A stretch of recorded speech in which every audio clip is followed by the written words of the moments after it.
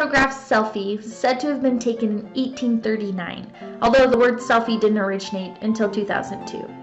With today's front-facing camera, millions of selfies are taken every day. Millions! I mean, come on, who hasn't taken a selfie?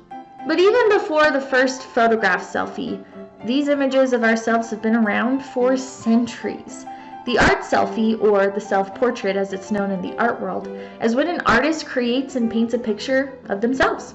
Throughout art history, artists have been doing with their self-portraits what we've been doing with our selfies. Portraying our best selves, expressing emotions, showing a unique part of our identity, or giving us a snapshot of a difficult or unique experience they've had. Today, I'm going to dive into 6 art historical selfies, or self-portraits, and hopefully help you see how these self-portraits might connect to selfies you see today.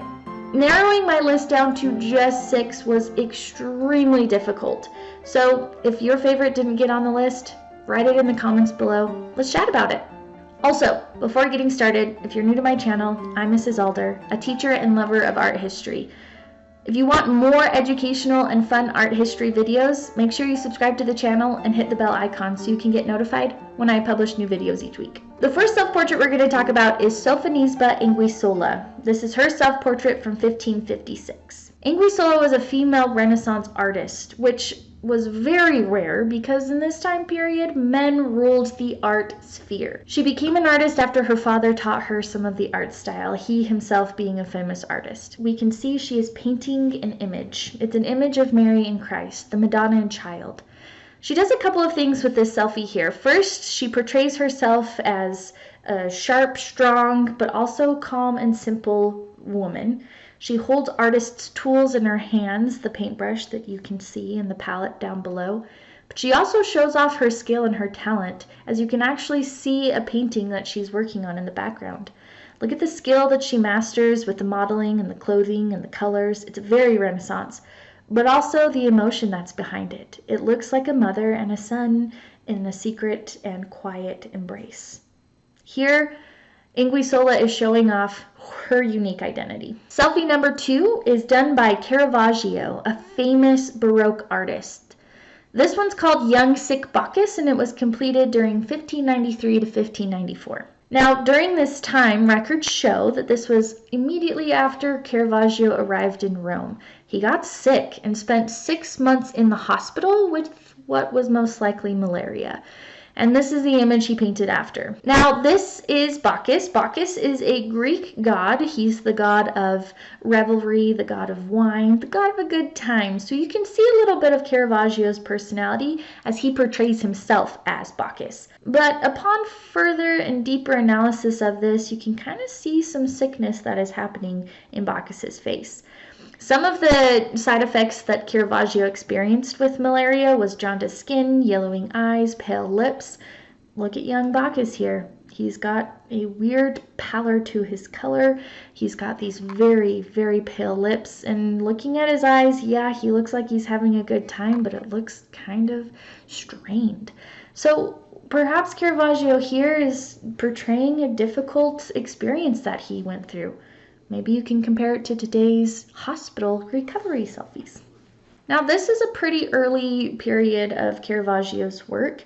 You can see some of the resemblance of the Renaissance style here, but Caravaggio becomes a huge influence in the Baroque time period with more emotion. And you can see that emotion in this piece.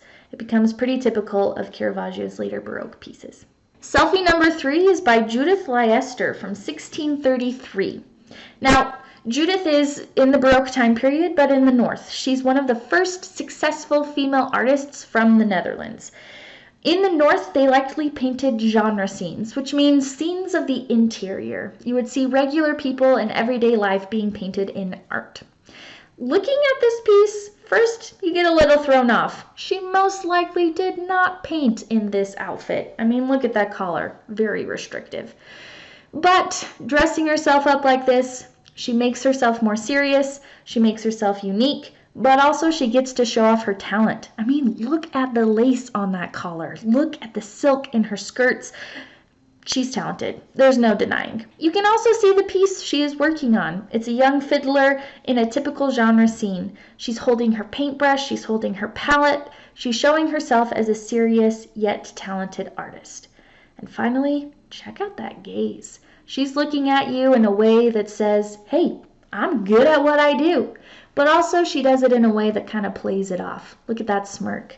Yes, I'm good at what I do, but don't worry, I'm keeping my role as a female inside the home. Lastly, portraits like this would have inspired and empowered other women artists. Coming in at number 4, we have Rembrandt. This self-portrait was done in the year 1660, towards the end of his life. So we cannot talk about selfies without mentioning Rembrandt. He painted over 40 self-portraits. 40! Now, self-portraits aren't something you sell. This is just something Rembrandt was a little obsessed with. Looking at this piece, again, it was done in 1660. Around this time, he went bankrupt. He lost a lot of friends and people in the art world, and a lot of his artwork was destroyed at an art auction. He's kind of in despair. He's going through a difficult time, and as you look at this selfie, you can see it. First and foremost, there is nothing else going on except for Rembrandt. He is the focus of the piece. Everything else, even his clothing, is dark and dreary and heavy. Looking at his face, you can see the wrinkles taking over, the discoloring of his skin. The look on his face is one of dejected acceptance, right? Perhaps despondence is the word that we're looking for. His hair is graying. He looks tired. He looks sad. But at the same time here, looking at his image, there is a feeling of acceptance. A feeling of, I'm okay with my situation and I'm going to move forward. You can see that resolve that he has. It's really powerful. Coming in next with her famous selfie is Self-Portrait by Vijay Le Brun from 1790. Vijay Lebrun was a very successful artist. She was the court painter for Marie Antoinette and painted over 40 portraits of the famous French queen. Her time period was between Rococo and Neoclassical, and she balanced those two perfectly.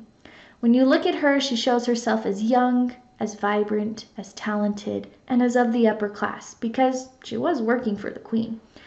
Looking at her style, you can see she's really talented with texture and the way that she creates fabric versus hair.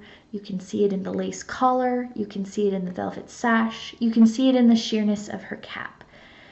Like many other artists, she's holding her tools in her hands, the paintbrushes and palette, to solidify herself as an actual artist, which a lot of females had to do because they weren't taken as seriously.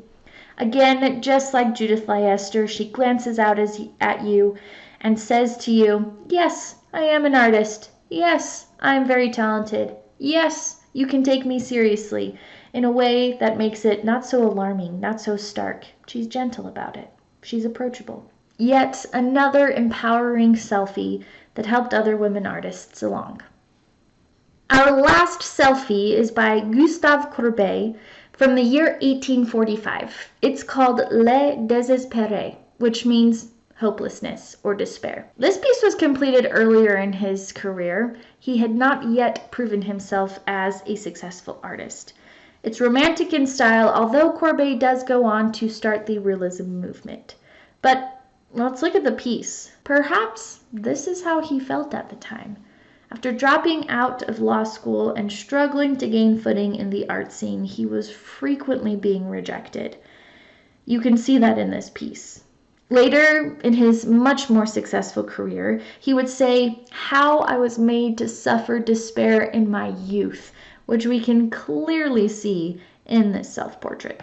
With the big wide eyes and his hands grasping at his hair, you can see the despair and hopelessness he is feeling. And yet, you can still see that incredible talent. We've got great foreshortening in his elbows, strong diagonal lines, intense details in each strand of hair, and that unique romantic style of high contrast between light and dark and high drama. This is a talented artist. But again, look at those eyes. You've seen those in selfies before, haven't you? The classic, I'm so stressed I'm pulling out my hair, please save me. Now, when you walk through art museums and pass all those self-portraits, perhaps you might stop next time and ask yourself, what is this type of selfie trying to teach me? Are they proving something to me? Are they explaining a difficult time? Are they showing me at their best?